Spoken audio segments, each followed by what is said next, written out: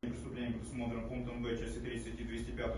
Уголовного кодекса Российской Федерации, руководствуясь статьей 109 Уголовного процессуального кодекса Российской Федерации, постановил продлить срок содержания под стражей обвиняемого Файзова Мухаммад Сабира Закирчоновича на 3 месяца 00 суток, а всего до 4 месяцев 28 суток, то есть до 22 августа 2024 года. В удовлетворении ходатайства со стороны защиты об изменении обвиняемому Файзову мер пресечения на не связанную с заключением под стражей отказать. Настоящее постановление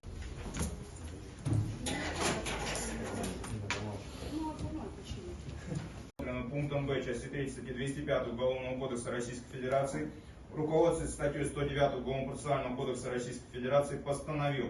продлить срок содержания под стражей обвиняемого Мирзоева Далержона Баротовича на 3 месяца 00 суток, а всего до 4 месяцев 28 суток, то есть до 22 августа 2024 года.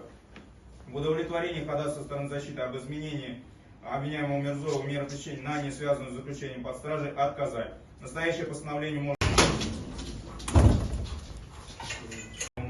Российской Федерации, руководствуясь статьей 109 Уголовного процессуального кодекса Российской Федерации, постановил продлить срок содержания под стражей обвиняемого Рачибализады Саидакрами Мурадали на 3 месяца 00 суток, а всего до 4 месяцев 28 суток, то есть до 22 августа 2024 года.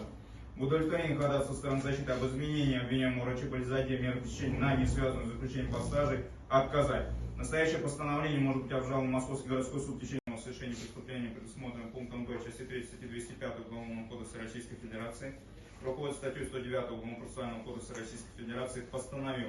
продлить срок содержания под стражей обвиняемого Фаридуни Шамсидина на 3 месяца 00 суток, а всего до 4 месяцев 28 суток, то есть до 22 августа 2024 года. Настоящее постановление может быть обжаловано в Московский городской суд в течение 3 суток со дня вынесения.